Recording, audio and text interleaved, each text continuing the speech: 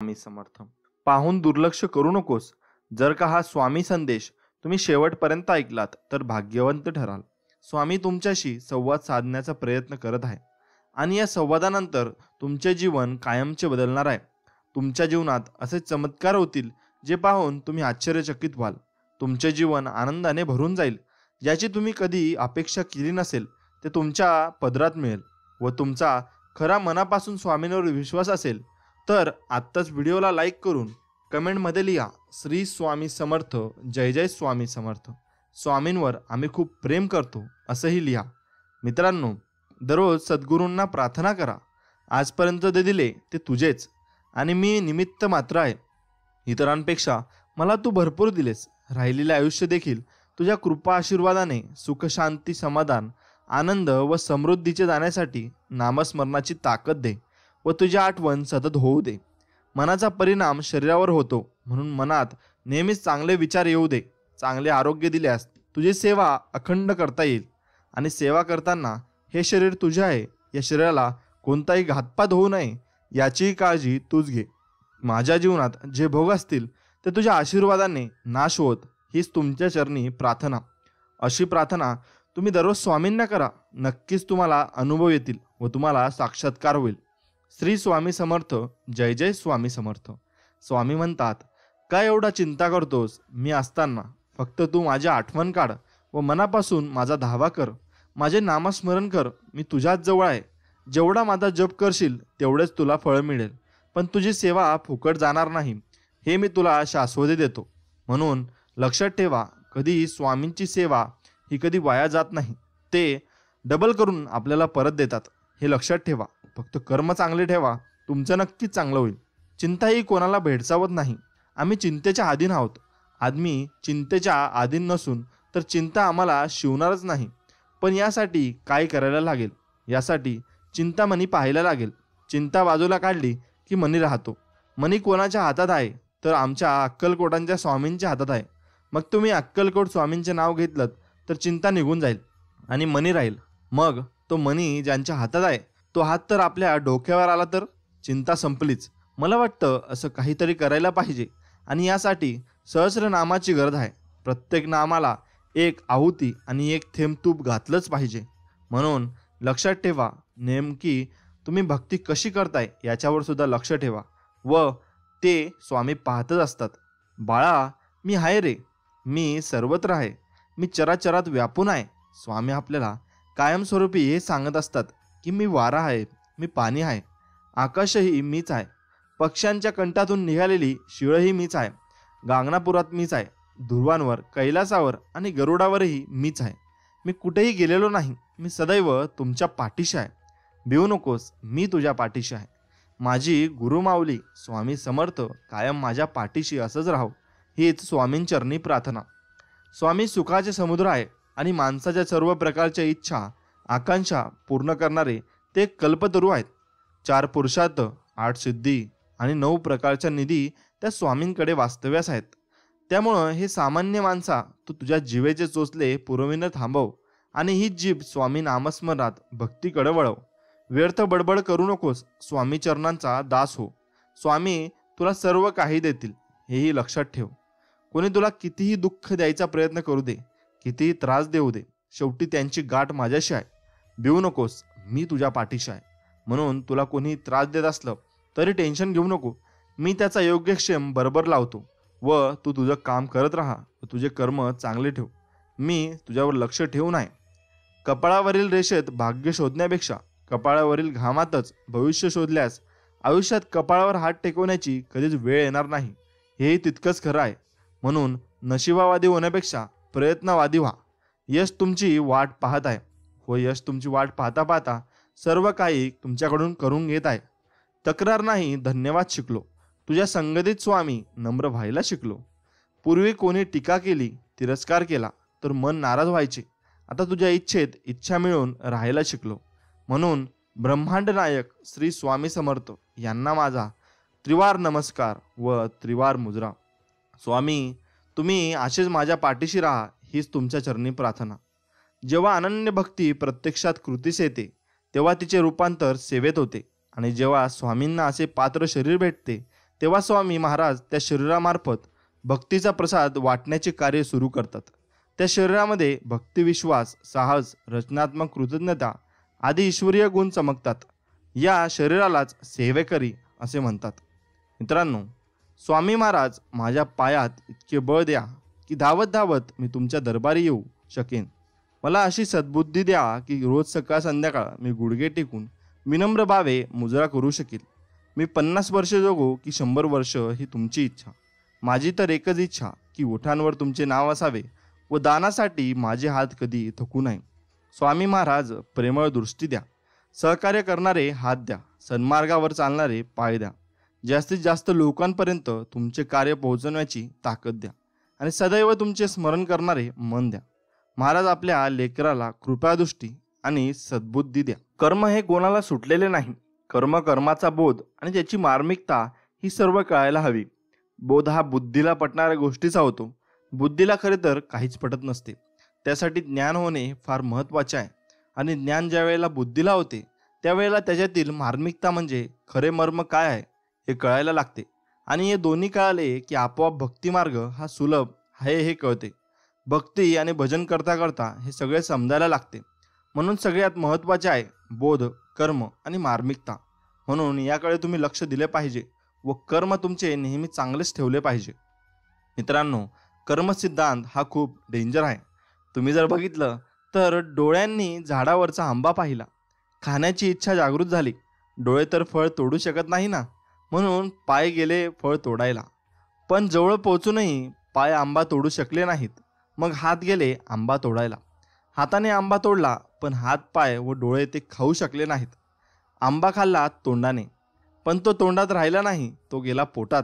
आता मायाने ते पाहिले आणि त्याला दांड्याने मार दिला पाठीवर. पाठ म्हणाली, मला का मारला? मी कुठे आंबा खाल्ला? दांड्याने मार मिळाला पण अश्रू आले डोळ्यात. कारण पहिला दोष डोळ्यांचाच होता. डोळ्यांनी प्रथम आंबा पाहिला होता. म्हणून हाच कर्मसिद्धांत आहे. जसे तुम्ही कराल तसेच तुम्ही भराल. नियती परत तुमच्याबरोबर फिरून येत असते व तेच तुमच्यासोबत घडत असते. मित्रांनो, स्वामींच्या दरबारात पण बसणे म्हणजे आपली काहीतरी मागच्या जन्माची पुण्य असावी लागते आणि ते पण परब्रह्म समोर बसणे सोपे नाही. म्हणूनच पूर्व पुण्य होत्या गाठी म्हणून झाली स्वामी राजांची भेटी. अंतिम सत्य म्हणजे फक्त स्वामी समर्थ. श्री स्वामी समर्थ. जय जय स्वामी समर्थ. मित्रांनो, स्वामी म्हणत असतात, तुला साखर काय, मीठ पण गोड लागेल जेव्हा तुला माझ्या अक्कलकोटच्या स्वामींचं वेळ लागेल. म्हणून लक्षात ठेवा, स्वामींचं ज्याला वेळ लागलं त्याला काहीच गोष्ट सुधरत नाही. तो स्वामींच्या चरणी तल्लीन होऊन जातो. जो जीवनभर नियमित भगवान परमब्रह्म श्री स्वामी समर्थ महाराजांची सेवा करतो व श्री स्वामी समर्थ हे ज्यांचे दैवत आहेत, त्यांच्या अंतकाली भगवान परब्रह्म श्री स्वामी समर्थच परलोकी जाण्याचा मार्गदर्शनासाठी येतात. हे अनुभूत असे सत्य आहे व तेच आपल्या पाठीशी कायम राहतात. ज्यांच्या मनी श्री सद्गुरू विचार, तो नसे कधी लाचार. ज्याच्या अंगी श्री सद्गुरू भक्ती, त्याला नाही कशाची भीती. ज्याच्या हृदयात श्री सद्गुरू मूर्ती, त्याची होई जगाभर कीर्ती. जो करेल श्री सद्गुरूंची पूजा, त्याच्या आयुष्यात संकटे होतील वजा. म्हणून त्यांची पूजा तुम्ही कायमस्वरूपी केली पाहिजे व त्यांचे नामस्मरणही तेवढेच जोमाने केले पाहिजे. संधी मिळेल तुलाही, लगेच हिरमुसू नकोस. आयुष्य खूप सुंदर आहे, फक्त तू खचू नकोस. प्रेम तुझ्यावर करणार कितीतरी लोक आहेत. तुझ्यासाठी जोडणारे खूप सारे हात आहेत. अरे अशाच आपल्यासाठी तूही थोडं हसून बघ. आयुष्य खूप सुंदर आहे, फक्त तू खचू नकोस. उठ आणि उघडून डोळे पहा जरा जगाकडे. प्रत्येकाच्या आयुष्यात काहीतरी असतेच थोडे. नाही नाही म्हणून उगाच कुडत तू बसू नकोस. आयुष्य खूप सुंदर आहे, तू फक्त खचू नकोस. सामर्थ्य आहे हातात जर, स्वप्न डोळ्यात घेऊन चल. परिस्थितीची भिडवून छाती 2 हात करत चल. विजय तुझाच असेल तेव्हा मागे वळून बघू नकोस. आयुष्य खूप सुंदर आहे, फक्त तू खचू नकोस. स्वामी त्याच्यामुळेच म्हणत असतात, तू खचू नकोस बाळा, मी तुझ्या कायम पाठीशी आहे. म्हणून स्वामींनी आपल्याला पंचविश्वास दिलेले आहेत. पहिला विश्वास म्हणजे माझा देव सर्व समर्थ आहे. दुसरा विश्वास म्हणजे माझा देव अत्यंत प्रेमळ आहे. तिसरा विश्वास म्हणजे माझा देव अत्यंत कृपाळू व क्षमाशील आहे. चौथा विश्वास असा आहे, माझ्या देवाकडे अकारण कारुण्य आहे. पाचवा विश्वास म्हणजे माझा देव माझ्यावर आलेल्या प्रत्येक संकटात माझ्या पाठीशी उभाच आहे व नक्कीच उभा असणार. हे 5 विश्वास मनात ठेवून चला, तुमचं कल्याण झालं म्हणून समजा. मित्रांनो, किती मस्त आहे ना. 12 महिने आपल्यासाठी 12 गोष्टी घेऊन येत असतात. पहिला महिना चैत्र नेसतो 17 साड्या, दुसरा वैशाख ओढतो वऱ्हाड्याच्या गाड्या, तिसरा ज्येष्ठ बसतो पेरीत शेती, आषाढ धरतो वरती छत्री, श्रावण लोळे गवतावरती, भाद्रपद गातो गणेश महती, आश्विन कापतो आडवे भात, कार्तिक बसतो दिवाळी खात, मार्गशीर्ष चालतो घालतो शेकोटीत लाकडे, पौषाच्या अंगात उबदार कपडे, माग करतो झाडी गोळा, फाल्गुन फिरतो जत्रा सोळा, वर्षाचे महिने असतात 12, प्रत्येकाची न्यारीच तरा. म्हणून किती छान महिने आहेत व आपण हे 12ही महिने स्वामींच्या भक्तीत आणि स्वामींच्या नामस्मरणात घातली पाहिजे. व या 12 महिन्याची किती छान तऱ्हेने इथं माहिती दिलेली आहे व मी तुम्हाला सांगितली. मित्रांनो, जगणं खूप सुंदर आहे. सतत सतत रुसू नका. एक फूल उमललं नाही म्हणून रोपाला तोडू नका. सगळं काही मनासारखं होतं असं नाही, पण जेव्हा मनासारखं झालं होतं ते दिवस विसरू नका. सुटतात काही हात नकळत, पण जे हात आहेत सोबत त्यांना कधी सोडू नका. हे वाईट दिवस नक्की मरसरतील. तुम्ही मात्र हसणं विसरू नका. तुम्ही कायम हसत राहा. अप्रतिम असतं सगळ्याच गोष्टी. तरुणपणी वाढदिवस आणि म्हातारपणी कार दिवस. हे आहे आजचे समीकरण आहे. आयुष्य मनसोक्त जगून घ्या, बाकी नशिबावर सोडून द्या. रात्री फुलांना सुद्धा माहीत नसतं की सकाळी मंदिरात जायचं की स्मशानात. आपला जिव्हाळा कायम राहो. स्वतःची काळजी घ्या. धडा तर लहान मुलांकडून घेतला पाहिजे की जे आपलाच मार खाऊन परत आपल्यालाच बिलगतात. नाती जपणं चला. आणि कारण आज माणूस एवढा एकटा पडत चाललाय की कुणीच फोटो काढणारा पण नाही. सेल्फी काढावी लागते, ज्याला लोक फॅशन असं समजतात, पण ती अगदीच फॅशन नाही, तो एकटेपणा आहे. मित्रांनो, घरातून बाहेर पडताना आपल्याला देवघरातील देवाला नमस्कार करूनच बाहेर पडा आणि घरी परत आल्यावरही देवाचं दर्शन घ्या. कारण तो भगवंत तुम्ही घरी यायची वाट पाहत असतो. आपल्या घरी असा नियम बनवा की जेव्हा कधी तुम्ही घरातून बाहेर पडता तेव्हा देवासमोर क्षणभर थांबून, हे परमेश्वरा, तुम्ही माझ्यासोबत चला असं म्हणा. कारण तुमच्या हातामध्ये भलेही लाखांचं घड्याळ असेल, परंतु त्यावर दाखवणारी वेळ ही फक्त त्या भगवंताच्याच हातात आहे. त्यामुळं तुम्ही कधी खचून जाऊ नका व देवावर विश्वास ठेवा. मित्रांनो, आपल्या आईवडिलांनी आपल्याला भरपूर चांगले चांगले संस्कार दिले. मग त्या संस्कारांची संस्कृती ही अशी असते, ती म्हणजे काय नेमकी कोणाला माहीत नसते.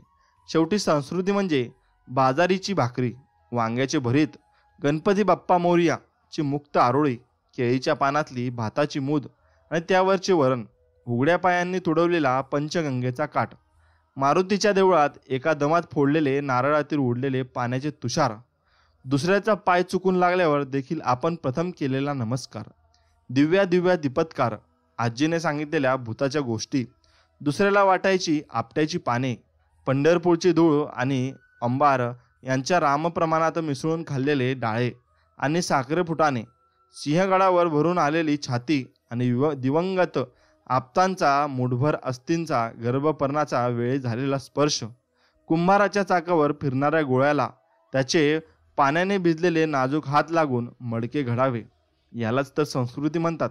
संस्कृती म्हणजे नेमके काय हे मी तुम्हाला सांगितले. मित्रांनो, ही सगळी ठेव तुम्ही जे जीवनभर ठेवताय, ती ठेव नेमकी कुणासाठी आहे हे तुम्ही कधी विचार केलाय का? याचा विचार एकदा तुम्ही नक्कीच केला पाहिजे. या जगात आपले स्वतःचे असे काही नाही. जे काय आहे ते आपल्या जवळ आहे. ते आपली तात्पुरती ठेव आहे. पुत्र ही सुनेची ठेव आहे, कन्या ही जावयाची ठेव आहे, जीवन हे मृत्यूची ठेव आहे आणि शरीर हे स्मशानाची ठेव आहे. एक दिवस प्रत्येकाला दिसेल की तुमचा मुलगा सुनेचा होईल, मुलीला जावई घेऊन जाईल, जीवन मृत्यूला शरण जाईल आणि शरीर स्मशानातल्या राखेत मिसळेल. जीवनाचा सर्वात मोठा गुरु काळ असतो, कारण काळ जे शिकवतो ते कोणीच शिकवत नाही. तेव्हा ठेव ही ठेव म्हणूनच सांभाळा. तिच्यावर मालकी हक्क गाजू नका. आपण कितीही हुशार असलात तरी आपण माणसाने माणसासाठी कसे वागावे हे जर माहीत नसले तर तुमच्या हुशारीचा काहीच उपयोग नाही. समाधान म्हणजे एक प्रकारचे वैभव असून ती अंतःकरणाची संपत्ती आहे. ज्याला ही संपत्ती सापडते तो खराच सुखी होतो.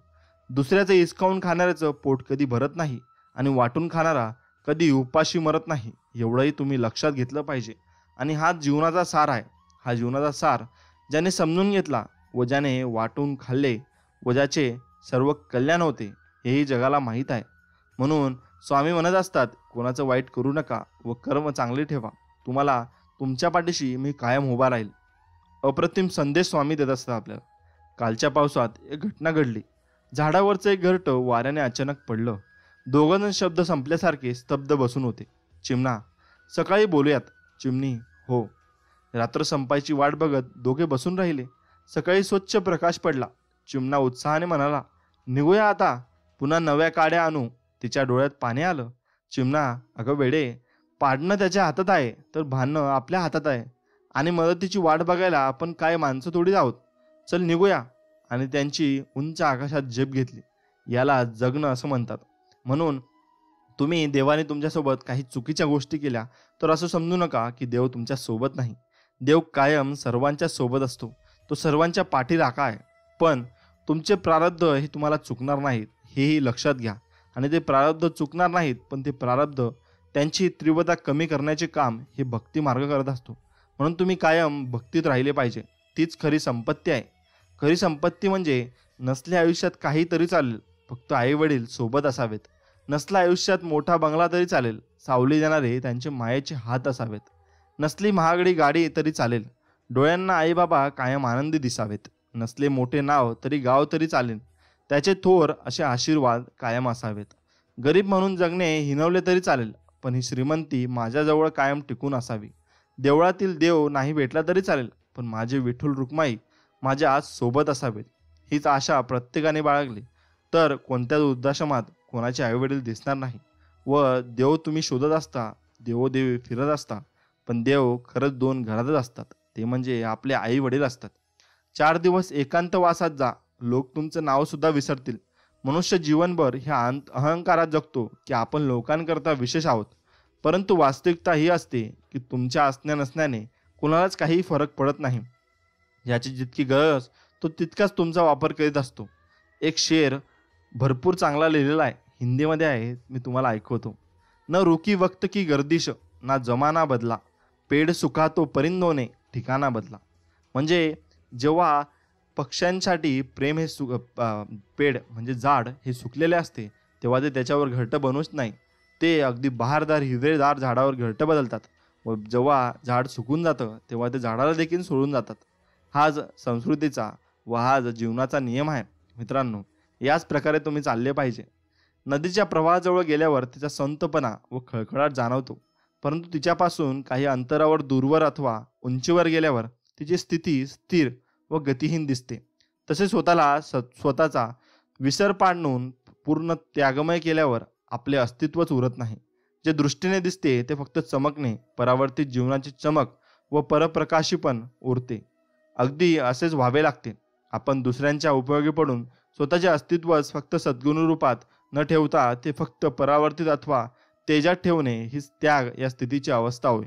मित्रांनो, लक्षात ठेवा, तुम्ही किती बाहेरून चांगले दिसा, पण तुम्ही आज जर खोटे असाल व आज जर तुम्ही कर्म चुकीचे करत असाल तर त्याची काहीच आसक्ती राहत नाही व ते कधीच टिकत नाही. तुमचे कर्म हे वाईटच असतात. तुम्ही बाहेरून कितीही चांगले कपडे घाला, पण आज तुमचं मन चांगलं नाही तर तुम्हाला देव पावणार कधीच नाही, हेही लक्षात ठेवा. नियती रोज तुम्हाला नवीन दिवस दाखवत असते, अगदी कोऱ्या करकरीत कागदाप्रमाणे.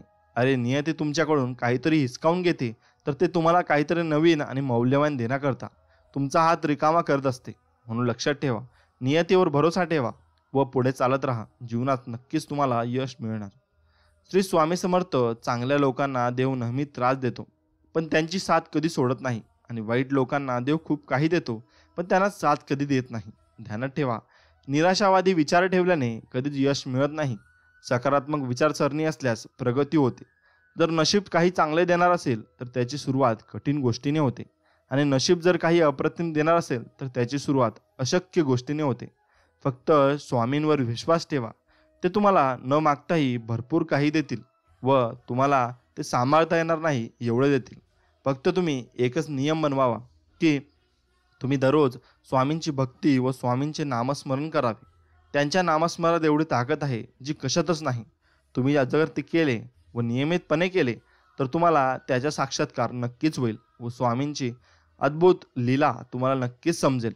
व स्वामींची लीला ज्याला कळली त्यालाच कळली, तर तो स्वामींची लीला कळल्यावर स्वामींची भक्ती ही कधीच सोडत नाही.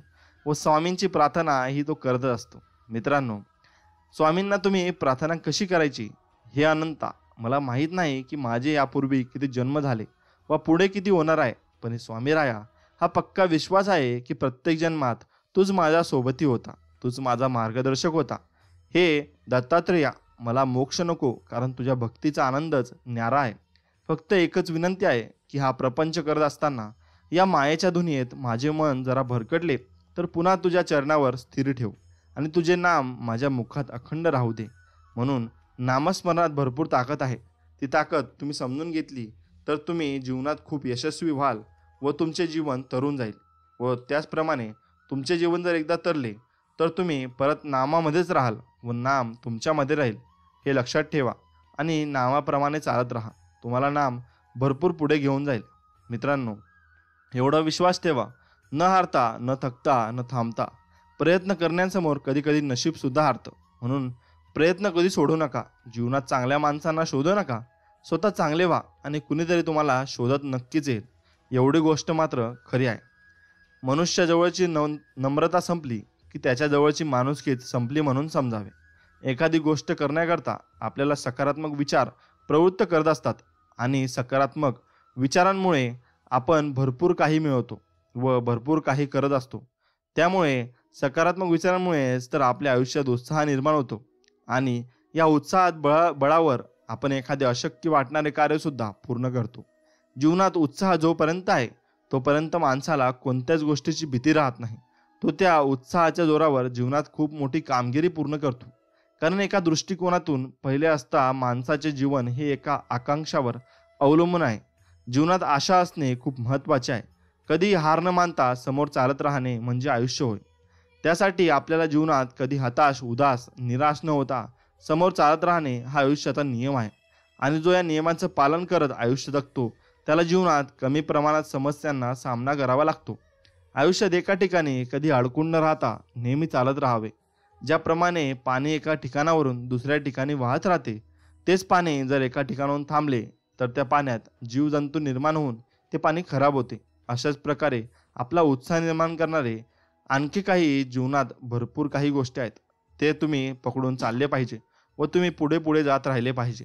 जे लोक तुमची परीक्षा पाहण्याचे प्रयत्न करतात त्यांचे निकाल लावण्याचे सामर्थ्य स्वतःजवळ ठेवा. बोलून विचार करण्यापेक्षा बोलण्याआधी विचार केलेला बरा.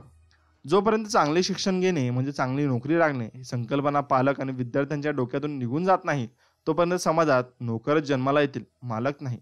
त्याचप्रमाणे देवाच्या भक्ती केल्याने काय होते असे म्हणणारे लोक जोपर्यंत आहेत तोपर्यंत देवाची भक्ती कोणाला कळणारच नाही.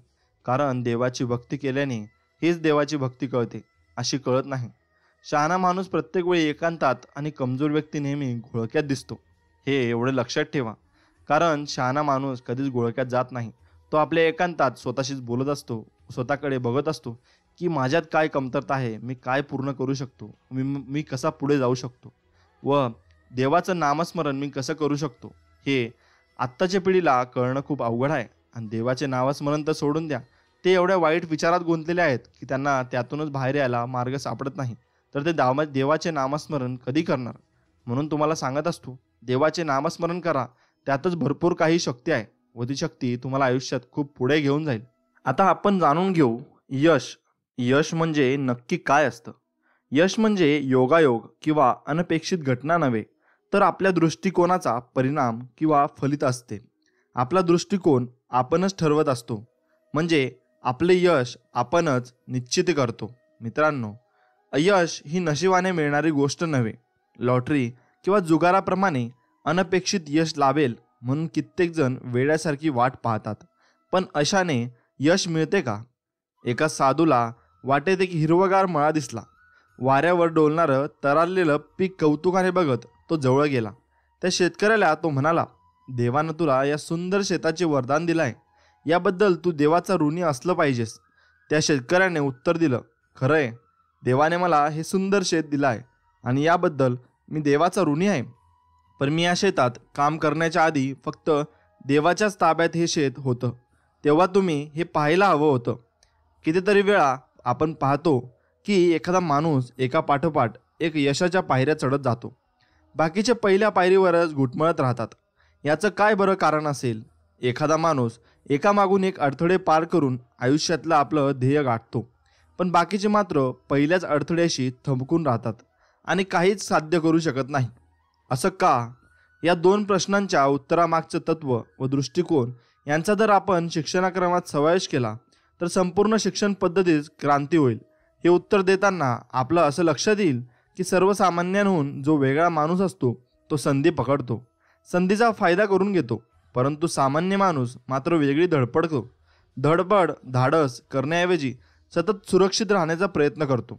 सुरक्षित राहण्याच्या प्रयत्नात तो आपण काय करू नये यावर भर देत राहतो. काय केलं पाहिजे त्या गोष्टीवर आपलं लक्ष केंद्रित व्हायला पाहिजे. आपण काय करू नये याकडे लक्ष देऊ नये. यश म्हणजे नक्की काय असतं? यश आणि अपयश या विषयावर आजपर्यंत बरंच विचारमंथन झालं आहे. पूर्वी काय घडलंय याचा अभ्यास करून त्यावरून आपण बोध घेतला पाहिजे. आपण काय करायचं ते ठरवलं पाहिजे. यशस्वी झालेल्या लोकांची आत्मचरित्र, त्यांच्या जीवनकथा आपण वाचतो. त्यावरून आपण असं लक्षात येतं की ही माणसं कोणत्याही काळात होऊन गेली असती तरी त्यांच्यात काही समान गुण असतात. त्यांच्या यशामागे त्यांचे विशिष्ट गुण असतात. या यशस्वी लोकांचे यश देणारे गुण शोधून आत्मसात केले तर आपणही यशस्वी होऊ. यावरून असंही म्हणता येईल की अपयशालाही काही विशिष्ट कारण जबाबदार असतात.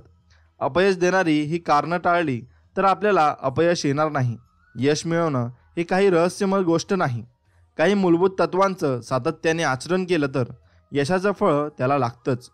अपयशाच्या बाबतीत याच्या उलट म्हणता येईल. सातत्याने त्याच चुका केल्यास अपयश येतं. मी आता जे सांगतोय ते ऐकायला अगदी साधं सोपं वाटेल. खरं म्हणजे सगळी सत्य ही साधीच असतात. ही नक्की साधी असतात, ती सोपी असतात असं मला म्हणायचं नाही.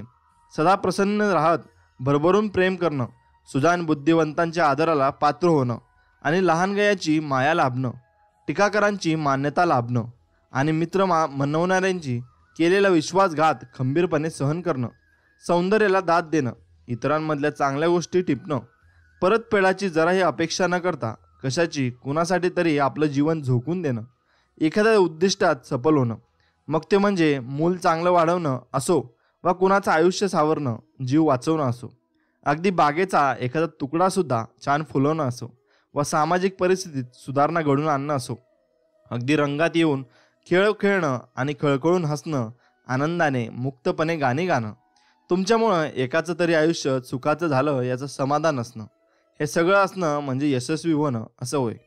मित्रांनो, यशाची व्याख्या कशी करायची? यश म्हणजे काय? यशाची व्याख्या काय? एखादा माणूस कशामुळे यशस्वी होतो? काही लोकांच्या दृष्टीने संपत्ती मिळणं म्हणजे यश मिळणं असतं, तर काही लोकांच्या दृष्टीने यश म्हणजे समाजात प्रतिष्ठा, मान्यता, चांगले आरोग्य, चांगली कौटुंबिक स्थिती, सुख, समाधान आणि मानसिक शांतता. यावरून आपल्याला असं म्हणता येईल की यशाची कल्पना व्यक्तीवर अवलंबून असते. प्रत्येक माणसाच्या दृष्टीने यशाची व्याख्या वेगळी असते. माझ्या दृष्टीने यशाची व्याख्या थोडक्यात पुढील प्रमाणे करता येईल. उचित ध्येयाच्या दिशेने उद्दिष्टपूर्तीपणे होणारी वाटचाल म्हणजे यश. आता ही व्याख्या जरा विस्ताराने समजून घेऊ. यात आपण जेव्हा उद्दिष्टपूर्तीकडे होणारी वाटचाल असं म्हणतो तेव्हा त्याचा अर्थ यशाच्या कोणत्याच टप्प्यावर आपण थांबून राहत नाही, म्हणजेच कोणत्याच टप्प्यावर हा प्रवास संपत नाही. एक उद्दिष्ट गाठल्यानंतर पुढच्या उद्दिष्टाकडे असं करत आपण निश्चित केलेल्या ध्येयाच्या मार्गावर पुढे पुढे जात राहतो. उद्दिष्टपूर्ती म्हणजे उद्दिष्टपूर्तीचा अनुभव. केवळ बाह्य परिस्थिती या बदलातून यशप्राप्तीची अनुभूती येत नाही. उद्दिष्टपूर्तीची जाणीव ही अंतरंगात असते. उचित हा शब्द आपल्या मूल्य प्रणालीशी संबंधित आहे. आपली मूल्य, विचार करण्याची दिशा कशी असावी हे उचित या शब्दातून दर्शवले आहे. यशाकडे जाणाऱ्या आपल्या मार्गाची योग्यता उचित या शब्दावरून ठरत असते. उचित ध्येयानेच आयुष्याला अर्थ आणि कृत लाभते. सार्थकतेची भावना नसेल तर ते यश भुसभुशीत होय. उद्दिष्ट ही महत्त्वाचीच असतात. त्यांच्यामुळे आपल्या जगण्याला विशेष दिशा मिळते. यशाचा अर्थ सर्वांनीच आपल्याला स्वीकारणं, चांगलं म्हणणं असा नाही. कसल्याही लोकांनी मला स्वीकारावं असं मला कधी वाटणार नाही. अप्रामाणिक बदमाश लोकांनी माझं कौतुक करण्यापेक्षा मूर्खांनी माझ्यावर केलेली टीका मला चालेल. चांगल्या ध्येयाची प्रेरणा होणं, त्यांच्या पूर्ततेचा अनिवार्य ध्यास लागणं, त्यासाठी झोकून देऊन परिश्रम करणं, या क्रमानं गेल्यावर अनुभवाला येणाऱ्या भाग्याचा आविष्कार म्हणजे यश, अशी मी यशाची व्याख्या करतो. यश आणि सुख जोडीने येतात. आपल्याला जे हवंय ते मिळणं म्हणजे यश आणि जे आपल्याला मिळालं आहे त्यात गोडी वाटणं म्हणजे सुख. केवळ अस्तित्व म्हणजे यश नव्हे. यश हे त्यापेक्षा खूप अधिक व्यापक असतं. कसेबसे दिवस काढण्यापेक्षा अधिक काही करा, भरभरून जगा. नुसता स्पर्श करण्यापेक्षा अधिक काही करा, स्पर्शाची अनुभूती घ्या. नुसतं पाहण्यापेक्षा अधिक पहा, अधिक काहीतरी करा, निरीक्षण करा. नुसतं वाचण्यापेक्षा अधिक काही करा, पचवा. नुसतं ऐकण्यापेक्षा अधिक काही करा, श्रवण करा. नुसतं श्रवण करण्यापेक्षा अधिक काहीतरी करा, जाणून घ्या. म्हणून या गोष्टी फार महत्त्वाच्या असतात. यशाच्या मार्गातील काही अडथळे असे असतात जे मी तुम्हाला आता सांगत आहे ते तुम्ही नीट ऐका व ध्यान देऊन ऐका. आपला अहंकार, अपयशी यशाची भीती, आत्मप्रतिष्ठेचा अभाव, निश्चित योजना नसणे, निश्चित ध्येयांचा अभाव, आयुष्यातील बदल, दिरंगाई, टाळाटाळ, कौटुंबिक जबाबदारी, आर्थिक स्थैर्याची समस्या, दिनाहीनता, गोंधळलेपणा, तात्पुरता आर्थिक लाभाच्या आशेने दीर्घकालीन नियोजनाकडे काळा डोळा करणे, सर्व काही आपण एकट्यानेच करण्याचा अट्टहास धरणे, क्षमतेपेक्षा अधिक जबाबदाऱ्या स्वीकारणे, बांधिलकीचा अभाव, प्रशिक्षणाचा अभाव, चिकाटीचा अभाव, प्राधान्यक्रम ठरवण्याचा अभाव, तुम्हाला विजय मिळवून देणारी सरस कामगिरी, स्पर्धेत इतरांच्या पुढे राहून यश मिळवण्यासाठी आपली कामगिरी इतरांपेक्षा अधिक चांगली व्हायला हवी. मग ती अगदी कानकनभर सरस असली तरी आपण यशस्वी ठरतो. मात्र स्पर्धेत सरस ठरण्यासाठी गुणवत्तेची कास धरा, परिपूर्णतेचा हव्यास धरू नका. एक कल्लीपणाने परिपूर्णतेच्या मागे लागल्यावर स्पर्धेचे भान सुटून आपण अयशस्वी ठरतो. याउलट गुणवत्तेसाठी जेवढे प्रयत्न करू तेवढी आपली प्रगती होते, कारण त्यातून आपली स्पर्धेतील कामगिरी अधिकाधिक सुधारत जात असते. शिवाय ज्यात सुधारणा करायला अजिबात वाव नाही अशी कोणतीच गोष्ट नाही. त्यामुळे उत्कृष्टतेचा ध्यास घ्या, त्यातूनच तुमची कामगिरी सुधारेल. स्पर्धेची विजयी व्हायचं असेल तर इतरांपेक्षा काकणभर सरस असायला हवं. म्हणजे काय ते आता आपण पाहू. शर्यत जिंकणारा घोडा 5-1 किंवा 10-1 असा जिंकतो. याचा अर्थ जिंकणारा घोडा इतर घोड्यांपेक्षा 5 पट किंवा 10 पट वेगाने धावतो असं तुम्हाला वाटतं का? अर्थातच नाही. तो अगदी थोडासाच, नुसतं डोकं किंवा अगदी नाकसुद्धा इतरांच्या पुढे येईल इतक्या अधिक वेगाने धावत असेल, परंतु त्यामुळे मिळणारे बक्षीस मात्र 5 पट किंवा 10 पट मोठे असते. मग ही अशी स्पर्धा न्याय आहे का? या गोष्टीचा विचार आपण करू नये. त्याने काही फरक पडत नाही. प्रत्येक खेळाचे काही नियम असतात. त्या नियमांच्या अनुरोधानेच तो खेळ खेळला जातो. आपल्या आयुष्याच्या बाबतीतही हेच खरं असतं. यशस्वी माणसं अयशस्वी माणसांपेक्षा काही 10 पट हुशार नसतात. ती इतरांपेक्षा केवळ काकणभर सरस असतात, परंतु या काकणभर जादा सरसपणामुळे मिळणारा फायदा मात्र 10 पट असतो. एखाद्या क्षेत्रात आपण एकदम 1000% सुधारणा करण्याची गरज असते. आपण काय करायला हवं तर 1000 भिन्न क्षेत्रातील प्रत्येकात फक्त 1% सुधारणा करायला हवी. असं करणं हे अधिक सोपं असतं. यातूनच तुम्ही इतरांपेक्षा काकणभर सरस ठरता आणि यश प्राप्त करता. मित्रांनो, संघर्ष आपल्या आयुष्यात अनेक अडचणींचे, अडथळ्यांचे आणि कसोटीचे प्रसंग येतात. त्यावर मात करून आपण यशस्वी होतो की त्या संकटांमुळे खचून जातो, ते आपण त्या प्रसंगांना कसं सामोरं जातो यावर अवलंबून असतं. परिश्रमाशिवाय विजय मिळत नाही. जीवनशास्त्राचे एक शिक्षक सुरवंटाच फुलपाखरू कसं होतं ते समोर सुरवंटावाचा कोश ठेवून विद्यार्थ्यांना समजावून सांगत होते. त्यांनी सांगितलं की पुढच्या 2 तासात फुलपाखरू कोशातून बाहेर पडण्याचा प्रयत्न करेल, परंतु तुम्ही कोणीही फुलपाखराला मदत करू नका. एवढं सांगून ते शिक्षक निघून गेले. विद्यार्थी वाट पाहत होते. ती घटना अखेर सुरू झाली. फुलपाखरू कोशातून बाहेर पडण्यासाठी धडपड करू लागला. ते पाहून एका विद्यार्थ्याला फुलपाखराला कोशातून बाहेर येण्यास मदत करण्याचं ठरवलं. शिक्षकांनी दिलेल्या सूचनेकडे त्याने साफ दुर्लक्ष केलं. फुलपाखराला अधिक धडपड करावी लागू नये म्हणून त्याने कोश फोडला, परंतु थोड्याच वेळात फुलपाखरू मेलं. शिक्षक परत आल्यावर त्यांना सर्व समजलं, पण तेव्हा त्यांनी असं का घडलं ते सांगितलं. खरं म्हणजे त्या मुलानं फुलपाखराला कोशातून बाहेर येण्यास मदत केली, म्हणूनच त्या फुलपाखराचा जीव गेला. कोशातून बाहेर पडण्यासाठी फुलपाखराला जो प्रयत्न व संघर्ष करावा लागतो त्यामुळे त्याचे पंख बळकट व विकसित होतात. त्या मुलानं फुलपाखराला त्या प्रयत्नांपासून वंचित केलं आणि त्यामुळे फुलपाखरू मेलं. हेच तत्व आपल्या आयुष्याला लागू करून पहा. आयुष्यात प्रयत्नांशिवाय, संघर्षाशिवाय काहीच चांगलं निर्माण होत नाही. आपण जर आपल्या मुलांना त्यांच्या स्वतःच्या प्रयत्नांतून समर्थ होण्यासाठी धडपड दिलं नाही तर आपण खरं म्हणजे त्यांचा आईवडील या नात्याने नुकसान करत आहोत. मित्रांनो, एक लक्षात ठेवा, अडथळे पार करणे म्हणजे नेमकं काय? अडथळ्यांचा सामनाच न करणाऱ्या माणसापेक्षा अडथळे पार करून जाणारी माणसं अधिक सुरक्षित असतात. आपणा सर्वांनाच समस्या भेडसावत असतात. त्यामुळे काही वेळा आपल्याला नाउमेद झाल्यासारखंही वाटतं. अशा परिस्थितीत बहुतेक माणसं निराश होतात, परंतु यशस्वी ठरणारी माणसे मात्र हिंमत हारत नाहीत. याचं इंगित त्यांच्या चिकाटीमध्ये आहे. एक म्हण आहे, कधी कुशल खलाशी शांत समुद्रावर तयार होत नाही. कोणतीही गोष्ट आधी अवघडच असते आणि मगच ती सोपी होते. आपल्या समस्यांपासून आपण दूर पळून जाऊ शकत नाही. फक्त अपेक्षे माणसं आयुष्याचा हा खेळ सोडून देतात आणि हार मानतात. आत्महत्या हा तात्पुरता समस्येवरचा कायमचा उपाय आहे. मित्रांनो, यशाचं मोजमाप काय हे जाणून घेऊया. तुमचं काय काम तुम्ही व्यवस्थित केलं आहे आणि जे साध्य करायचे आहे ते उत्तम प्रकारे साध्य केलं आहे, असं जर तुम्हाला वाटत असेल तर ते खऱ्या यशाचं मोजमाप म्हणता येईल. यश हे आयुष्यातील आपण प्राप्त केलेल्या पदावरून किंवा स्थानावरून मोजता येत नाही, तर ते स्थान किंवा दर्जा मिळवण्यासाठी जे अडथळे पार करावे लागतात ना, त्यावरून ठरतं. आयुष्यातील यश हे इतरांच्या तुलनेत आपली परिस्थिती कशी आहे यावरून मोजता येत नाही, तर काय करण्याची आपली कुवत आणि क्षमता आहे आणि त्या संदर्भात प्रत्यक्षात काय आहे याच्या तुलनेत ठरते. यशस्वी माणसांची स्पर्धा स्वतःशीच चालू असते. ते आपल्या कामगिरीत सतत सुधारणा करत असतात. आयुष्यात आपण किती उंची गाठली यावर यशाचं मोजमाप होत नाही, तर खाली पडल्यावर आपण पुन्हा किती वेळा परत उसळी मारून उभे राहतो यावरून ते मोजता येतं. पडल्यावरही पुन्हा उसळी घेऊन उभे राहण्याची जी क्षमता आहे तिच्यावर यश ठरतं. मित्रांनो, प्रत्येक यशोगाथा ही मोठ्या अपयशाचीही कथा असते. अपयश हा यशाचा महामार्ग आहे. टॉम वॉटसन म्हणतात, तुम्हाला यशस्वी व्हायचं असेल तर तुमच्या प्रयत्नांना ते असफल ठरत असेल तरीही वेग दुप्पट करा. इतिहासाचा नीट अभ्यास केला तर तुम्हाला असं दिसून येईल की सर्व यशोगाथा या मोठ्या अपयशांच्याही कहाण्या आहेत. पण लोकांचं यशामागचं अपयश लक्षात घेता येत नाही.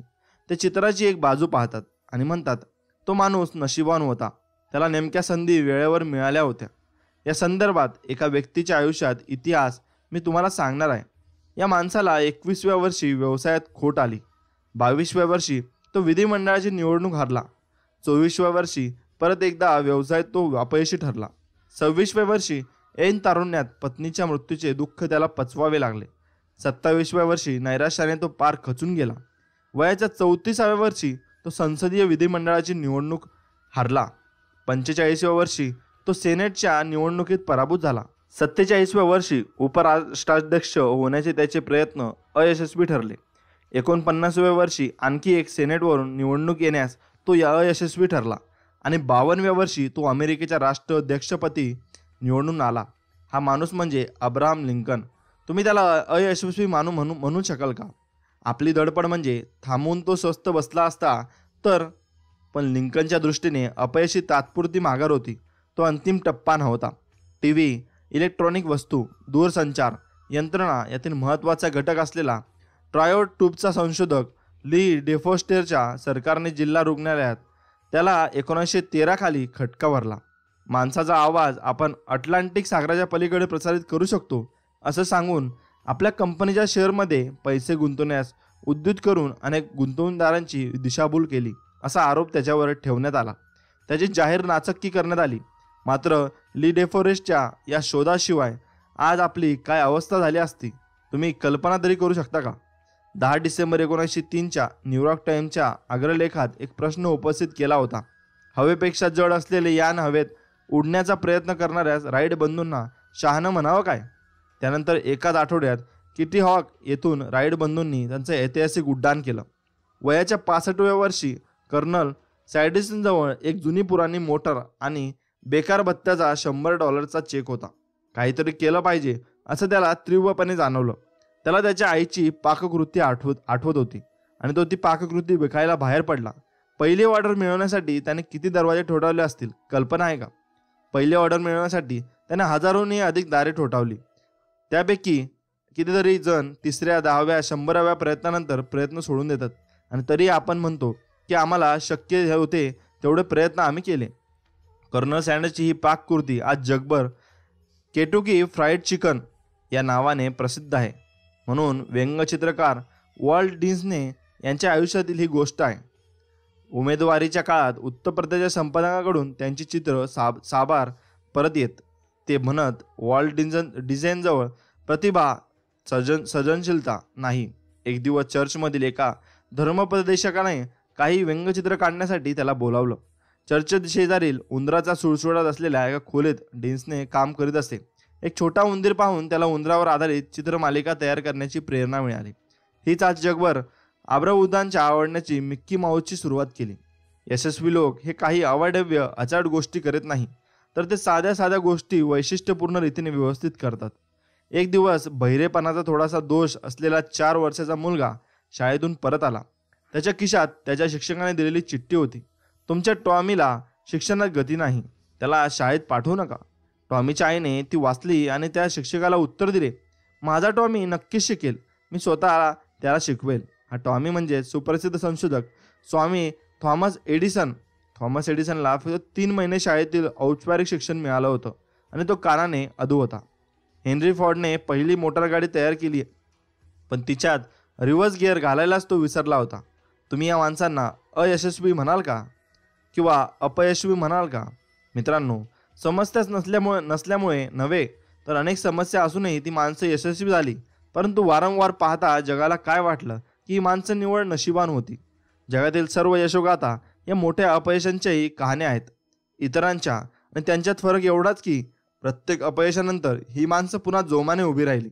यालाच अपयशातून पुढे जाणे म्हणतात. अपयशातून तुम्ही शिकता आणि पुढे जाता. म्हणूनच अपयशातून बोध घ्या आणि पुढे जात राहा. मित्रांनो, 1914 मध्ये थॉमस एडिसन 67 वर्षाचा होता. त्याला कारखान्याला आग लागली. लक्षावधी डॉलरची मालमत्ता त्यात जळून खाक झाली. कारखान्यातील बहुतेक गोष्टींचा विमानही त्याने उतरलेला नव्हता. आपल्या आयुष्यभराचे परिश्रम आणि कमाई आगीच्या भक्ष्यस्थानी पडत असताना वृद्ध एडिसन उद्गारला, विनाश सुद्धा मोठा मौल्यवान असतो, त्यात आपल्या सर्व चुका जळून जातात. देवाचे आभार मानले पाहिजेत, कारण आता पुन्हा आपण नव्याने सुरुवात करू शकू. असा विनाश घडल्यावर 3 आठवड्यांच्या आतच त्याने फोनोग्रामचा शोध लावला. केवढी ही धडाधडी. यशस्वी लोकांच्या अपयशस्वी आणि अपयशाची आणखी काही उदाहरणे आपण जरा पाहू. एडिसनला विजेचा दिवा तयार करण्याला यश मिळालं खरं, पण त्याआधी हजारावर प्रयोग करावे लागले. वयाच्या 40व्या वर्षी हेनरी फॉर्ड कफलक होता.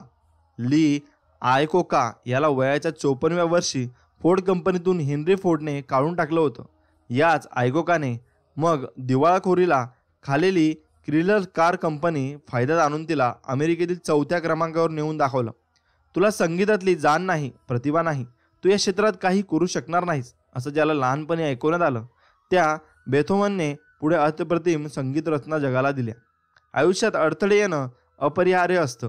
अडथळ्यांमुळं चांगला परिणामही होऊ शकतो, त्यामुळे आपल्याला प्रेरणाही मिळू शकते. त्याचप्रमाणे अडथळे आपल्याला नम्र होण्यास शिकवतात.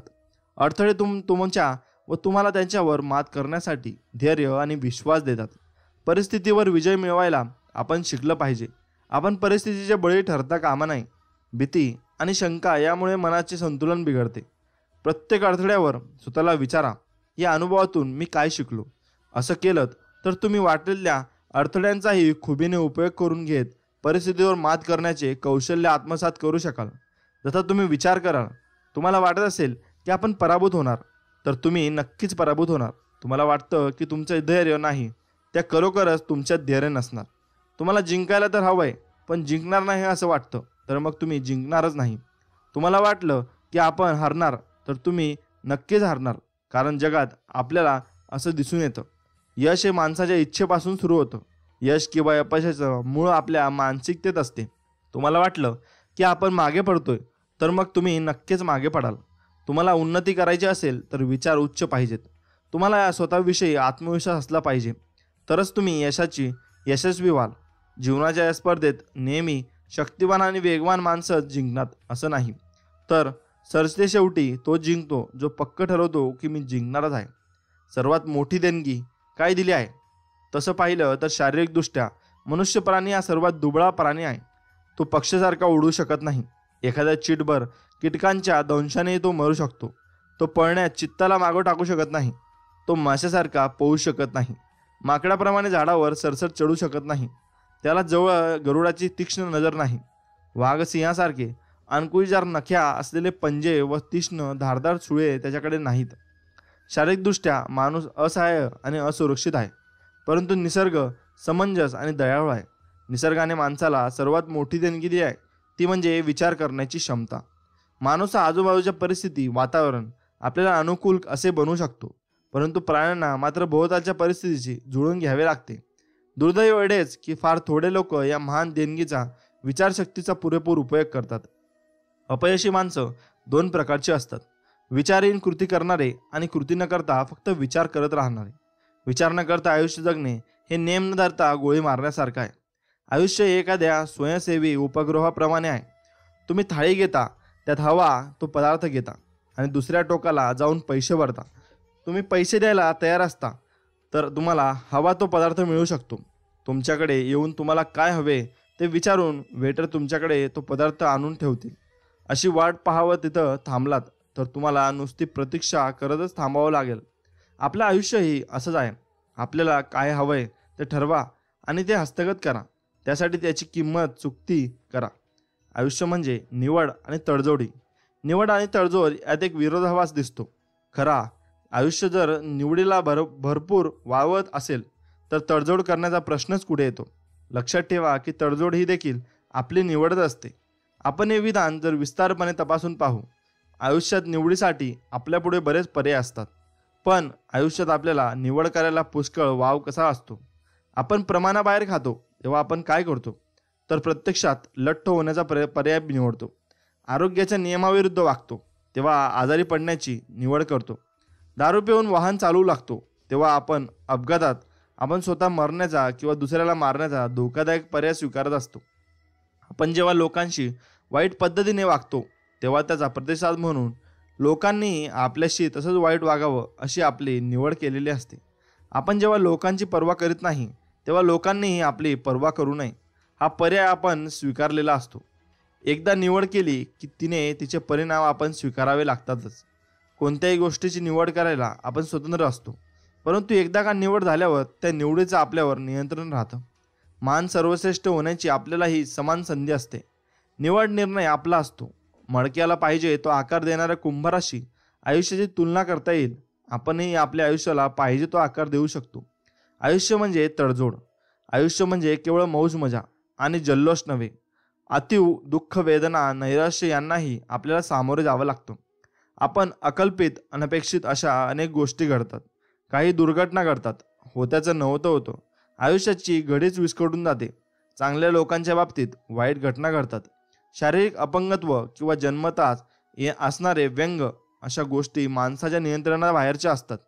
आपले आईवडील किंवा श्रीमंत घराणं निवडणं हे आपल्या हातात नसतं. आपल्या वाट्याला जे काही बरं वाईट आलेलं असतं ते स्वीकारावंच लागतं. परंतु अशा परिस्थितीत आपण काय करतो? रडत बसतो का? परिस्थितीला सामोरं जातो? आपण काय करायचंय हीच निवड आपल्याला करायची असते. किनाऱ्यावरून आपण शिळाच्या होड्या पाहतो. वेगवेगळ्या दिशांना जाणाऱ्या होड्यांचं ते दृश्य फार छान दिसतं.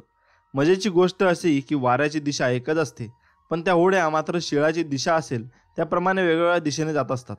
शिळं कसं लावायचं ते नाविक ठरवतो. आपल्या आयुष्याच्या बाबतीत हेच खरं आहे.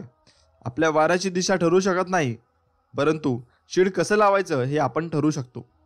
अवत्या भोवतालच्या परिस्थितीची निवड आपल्याला नेहमीच करता येते असे नाही, पण आपल्याला दृष्टिकोनाबाबत आपण निर्णय घेऊ शकतो. परिस्थितीशी झगडून यशस्वी व्हायचं का परिस्थितीपुढे शरणागती पत्करून पराभूत व्हायचं हे आपणच ठरवायचं असतं. आपलं स्थान किंवा दर्जा नव्हे तर आपला दृष्टिकोन आपले भवितव्य ठरवतो. इंद्रधनुष्य निर्माण होण्यासाठी ऊन आणि पाऊस दोन्ही आवश्यकता असते. आपल्या जीवनाबाबतही हे खरं आहे. जीवनात सुख आणि दुःख दोन्ही असतं. जीवनात चांगलं आणि वाईट असतं. अंधकार आणि उजेड असतो. आपण जर प्रतिकूल परिस्थिती नीट हाताळू शकलो तर त्यामुळे आपल्याला शक्तीच मिळते. आपल्या आयुष्यात घडणाऱ्या सर्व घटना आपण नियंत्रणात करू शकत नाही, पण त्यांना सामोरे कसं जायचं यावर आपण नियंत्रण ठेवू शकतो. 1904 मधील गोष्ट आहे. अमेरिकेतील सेंट लुई इथं जागतिक प्रदर्शन भरलं होतं. त्यात प्रत्येक उत्पादक आपल्याला उत्पादनाचा प्रचार जोरात करत होता. रिचर्ड बेन्स्टिन्सनची हाही आपल्या चहाची जाहिरात करायला धडपडत होता. ते उन्हाळ्याचे दिवस होते. सगळेजण उकाड्याने हैराण झाले होते. त्याच्या चहाची चव घ्यायला कोणीही तयार होत नव्हतं. शीतपेयांचा धंदा मात्र जोरदार चालला होता. हे त्यांना पाहिलं त्याला एकदम कल्पना सुचली. नेहमीसारखा चहा, पण गरम करण्याऐवजी बर्फ घालून थंडगार करायचा आणि एक शीतपेय म्हणून पुढे करायचा. त्याने तसं केलं आणि लोकांना तो चहा बेहद्द आवडला. हीच होती कोल्ड आईस टीची सुरुवात. जेव्हा काहीतरी चुकतं तसं ते काही वेळा चुकलेही, अशा वेळी आपली प्रतिक्रिया कशी असायला हवी आत्ता तुम्हीच सांगा. जबाबदारपणाची का संतापाची? इमारती लाकडासाठी सर्वोत्तम म्हणून गणाला जाणारा ओक हा वृक्ष तुम्ही पाहिला आहे. अतिशय भक्कम खोड असणारा हा प्रचंड वृक्ष. त्याच्या फळांना एकॉन म्हणतात. मजेची गोष्ट अशी की जरी फळं जमिनीवर पडून नीट रुजली तर ओकाचं झाड उगवतो आणि त्याचा भरदार वृक्ष होतो.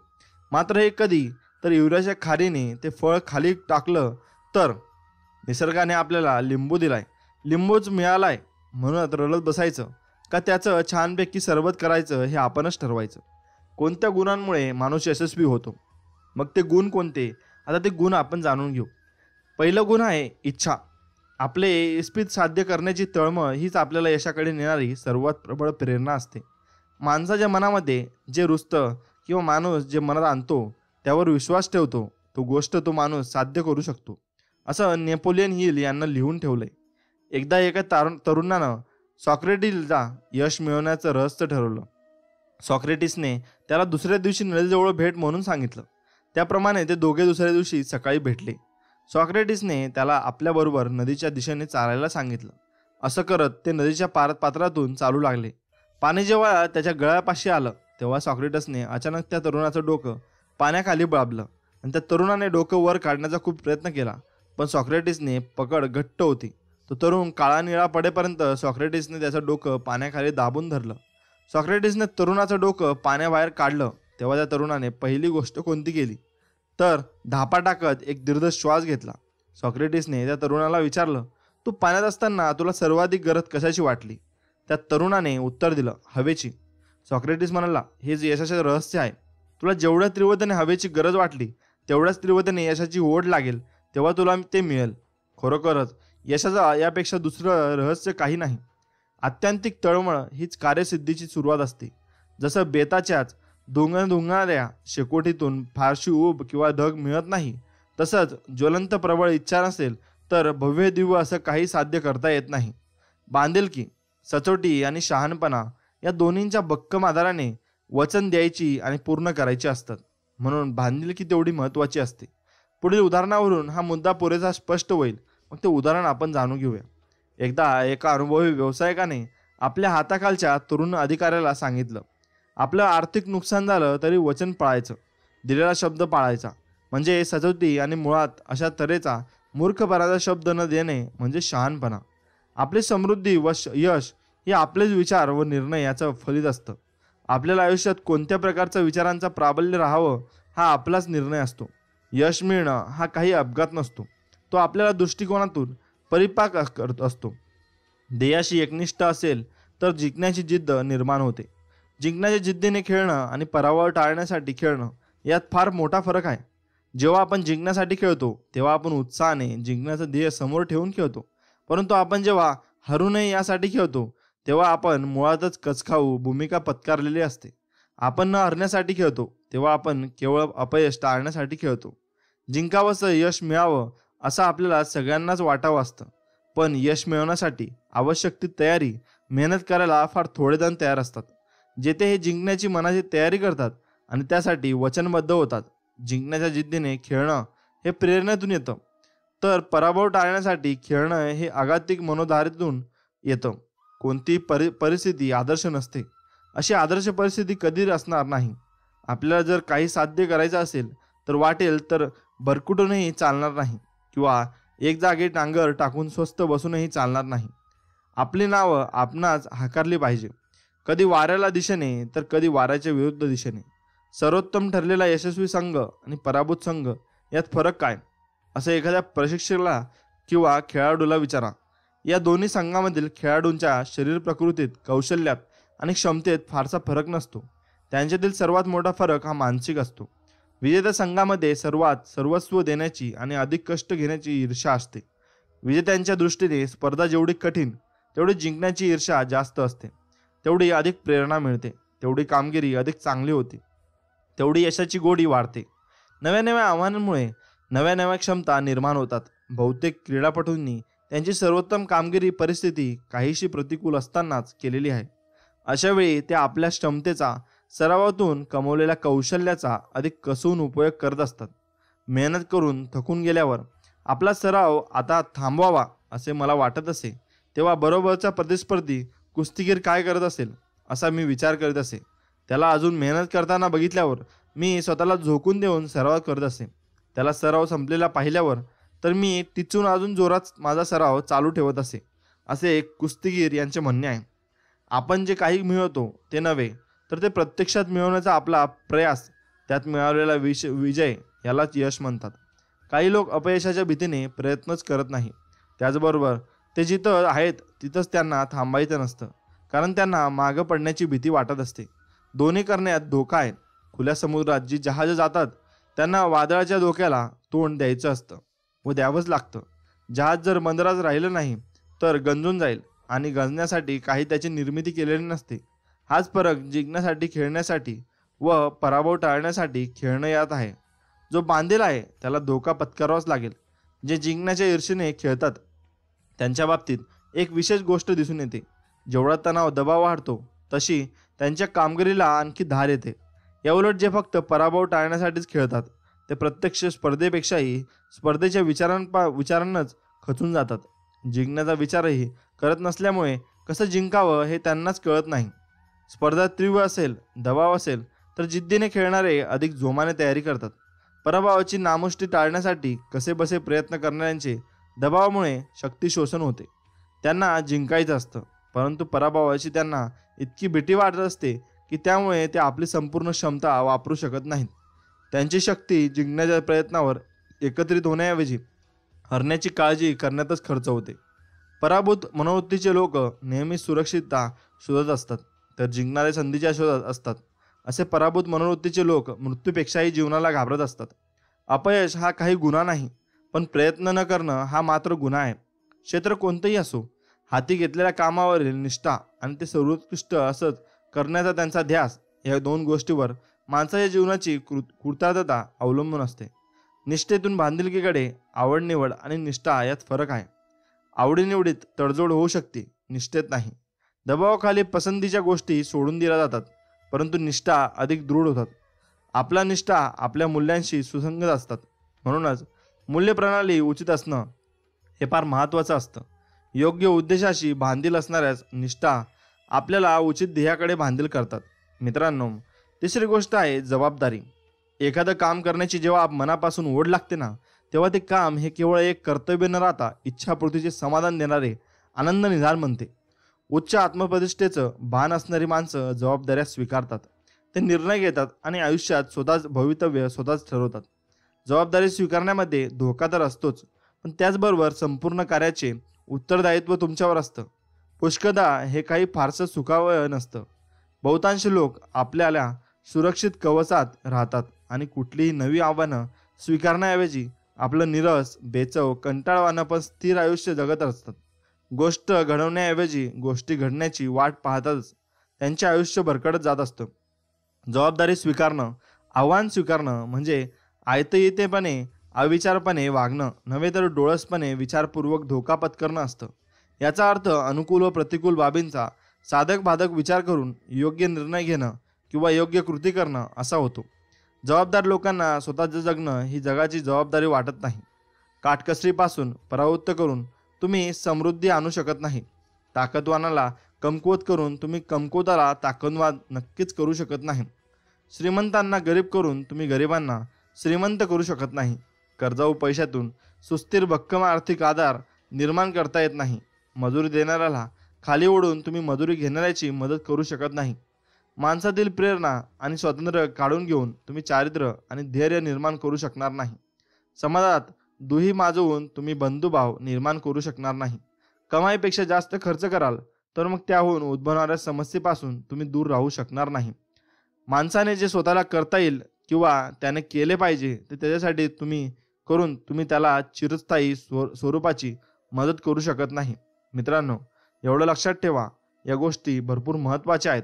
आयुष्यात तुम्ही काय करताय, कसे करताय, या गोष्टी भरपूर मॅटर करतात व त्या गोष्टीपासूनच तुमचं आयुष्य घडत असतं. तुमचं आयुष्य असं घडतं की त्या गोष्टी तुम्हाला इग्नोर करता येत नाही व त्या गोष्टी चालून धरूनच तुम्हाला चालावं लागतं व आयुष्यात पुढे जात राहावं लागतं. मित्रांनो, वादळ जेव्हा जेव्हा येतात ना, तेव्हा आपण आपल्या मातीत घट्ट रुजून राहायचं असतं. ती जितक्या वेगाने येतात ना, तितक्याच वेगाने निघूनही जातात. वादळ महत्त्वाचं नसतं, प्रश्न आपण त्यांच्याशी कशी झुंज देतो आणि त्यातून कितपत बऱ्या अवस्थेत बाहेर येतो याचा असतो. म्हणून प्रयत्न कधीच सोडू नका.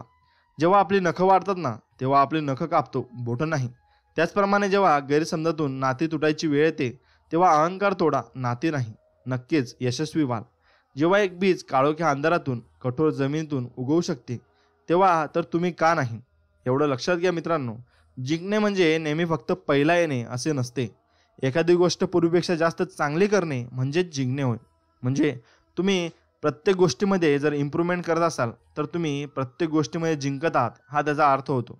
आणि तुम्ही पुढे पुढे सरसत आहात आणि यशाकडे जात आहात हा त्याचा अर्थ होतो. मित्रांनो, आपली स्वप्ने कधी अर्ध्यावर सोडू नका. विशेषतः यांच्याबद्दल दिवसातून एकदा तरी कोणता ना कोणता विचार मनात येतोच, अशी स्वप्ने. मित्रांनो, जर तुम्हाला कोणी अस्वीकार केलं तर निराश होऊ नका. सर्वसाधारण लोक महागड्या वस्तू रिजेक्ट करतात. त्या स्वीकारण्याची त्यांची ऐपत लायकी नसते. जेवढं मोठं आपलं ध्येय असते, तेवढ्याच मोठ्या आपल्या अडचणी असतात. लक्षात ठेवा, अडचणी जेवढ्या मोठ्या येतील तेवढंच ध्येय मोठं असेल. हे मनात ठेवूनच तुम्ही पुढचे पाऊल उचलले पाहिजे व तुम्ही त्यासाठी प्रयत्न केले पाहिजे. असे प्रयत्न कराल तर तुम्ही नक्कीच यशाच्या शिखरावर जाल. हेही तेवढंच खरे आहे. हरलात तरी चालेल, फक्त जिंकणारा स्वतःहून म्हटला पाहिजे. हा खेळ आयुष्यातील सर्वात कठीण खेळ होता. म्हणजे तुम्ही तुमच्या ऑपोजिशनला, म्हणजे तुमच्या विरुद्ध असणाऱ्या माणसाचं मन सुद्धा जिंकलं पाहिजे. एवढं तुमचं ध्येयावर लक्ष पाहिजे. जे लोक तुम्हाला पाठी बोलतात त्यांच्याकडे लक्ष देऊ नका. ते तुमच्या पाठी होते आणि पाठी राहणार आणि तुम्हाला फेमस करणार, कारण त्यांची लायकीच ती असते. कारण ते पाठीमागे बोलत असतात, ते तोंडावर तुम्हाला कधीच बोलणार नाही. पाठीमागे ते तुमच्या काड्या करत राहतील. हा असा आहे, तो तसा आहे, पण तुम्ही तुमचं कार्य चालू ठेवा. तुम्हाला यश एक दिवशी नक्कीच मिळणार. आपल्या नियतीचे मालक बना, पण परिस्थितीचे गुलाम बनू नका. पाण्याचा एक थेंब चिखलात पडला तर तो सांबतो, हातावर पडला तर चमकतो, शिंपल्यात पडला तर तो मोती होतो. थेंब तोच असतो, पण फरक फक्त सोबतीचा असतो. मित्रांनो, आपल्याला कोणी द्वेष करत असेल तर त्याला 3 पैकी एक कारण असतं. 1, त्यांना तुमची भीती वाटते. 2, ते स्वतःचा द्वेष करतात. 3, त्यांना तुमच्यासारखं व्हायचं असतं. म्हणून लक्षात ठेवा, तुम्ही आपल्या ध्येयाकडे वाटचाल करत राहा. लोक तुमच्यासारखे होण्याचे ट्राय करतील, पण त्यांची कार्यक्षमता असेल, त्यांची मेहनत असेल तर ते नक्कीच होतील. एवढं लक्षात ठेवा. जगा इतकं की आयुष्य कमी पडेल, हसा इतके की आनंद कमी पडेल. काही मिळाले तर नशिबाचा खेळ आहे, पण प्रयत्न इतकी करा की परमेश्वराला देणं भागच पडेल. म्हणून तुम्ही जसे कर्म करता, तुमच्या कर्मावर तुमचं यश अवलंबून असतं. तुम्ही जेवढे कर्म कराल, तुम्ही चांगले कर्म कराल, तुमचं चांगलं आयुष्य पुढे निर्माण होईल. जी व्यक्ती तुमच्या प्रगतीवर जळते त्याचा तिरस्कार कधीच करू नका, कारण ती व्यक्ती स्वतःपेक्षा तुम्हाला उत्कृष्ट व्यक्ती समजून जळत असते. कासवाच्या गतीने का होईना, पण रोज थोडी थोडी प्रगती करा. खूप ससे येतील आडवे, पण त्यांना हरवण्याची हिंमत ठेवा. मित्रांनो, ध्येय उंच असले की झेप देखील उंचच घ्यावी लागते. काही गोष्टी बोलून दाखवायच्या नसतात, करून दाखवायच्या असतात. जेव्हा सगळं संपून गेलंय असं आपल्याला वाटतं, तीच खरी वेळ असते नवीन काहीतरी सुरू करण्याची. आयुष्यात कधी कोणासमोर स्पष्टीकरण देत बसू नका, कारण ज्यांना तुम्ही आवडता त्यांना स्पष्टीकरणाची अजिबात गरज नसते आणि ज्यांना तुम्ही आवडत नाही ते तुमच्या स्पष्टीकरणावर कधी विश्वास ठेवायला तयार होत नाही. म्हणून एवढं लक्षात ठेवा, क्षेत्र कोणतंही असो, प्रभाव वाढू लागला की तुमची बदनामी होणं अटळ असतं. हे मात्र तितकंच खरं आहे. छत्री पावसाला थांबवू शकत नाही, पण पावसात थांबण्याचे धाडस नक्की देऊ शकते. तसेच आत्मविश्वास यशस्वी होण्याची खात्री देऊ शकत नाही, पण संघर्ष करण्याची प्रेरणा नक्की देऊ शकतो. कितीही मोठा पाठिंबा असला तरी यशस्वी तोच होतो ज्याच्या रक्तातच जिंकण्याची हिंमत आणि लढण्याची धमक असते. म्हणून तुमच्या रक्तात आहे का लढण्याची आणि जिंकण्याची धमक, तर तुम्ही नक्कीच जिंकू शकता. व जिंकताना तुम्ही स्वामींना कधी विसरले नाही पाहिजे. तुम्ही स्वामींचे नामस्मरण कायम करत राहिले पाहिजे. स्वामींच्या नामस्मरणात एवढी ताकद आहे, ते तुमच्या सर्व कष्टातून तुम्हाला मुक्त करून टाकतील व तुमचे यश तुमच्याजवळ घेऊन येतील. म्हणून स्वामींचे नामस्मरण तुम्ही कायम स्वरूपी केले पाहिजे. स्वामी असे म्हणतात, तू माझी देवपूजा करतो, तू सगळ्या गोष्टी करतो, पण तू मला प्रत्येक दिवशी किती वेळेस आठवण करतो, माझं तू नाम किती वेळेस घेतो व तुझ्या मुखातून माझं नाव किती वेळेस बाहेर येतं. यात खूप बदल आहे व खूप फरक आहे. मित्रांनो, तुम्ही नामस्मरण करा, तुम्हाला याचा साक्षात्कार नक्कीच होणार. मित्रांनो, जर तुम्हाला हा व्हिडिओ आज आवडला असेल तर व्हिडिओला लाईक करा आणि चॅनलला सबस्क्राईब करा. आणि असेच व्हिडिओ आम्ही तुमच्यासाठी आणत असतो, त्यासाठी बेल आयकॉनवर क्लिक करा. मित्रांनो, भेटूया मग पुढच्या व्हिडिओमध्ये. तोपर्यंत चला तर मग मी करतो आता हा व्हिडिओ इथेच संपवतो. श्री गुरुदेव दत्त. श्री स्वामी समर्थ. जय जय स्वामी समर्थ. जय श्रीराम. जय श्री हनुमान. धन्यवाद.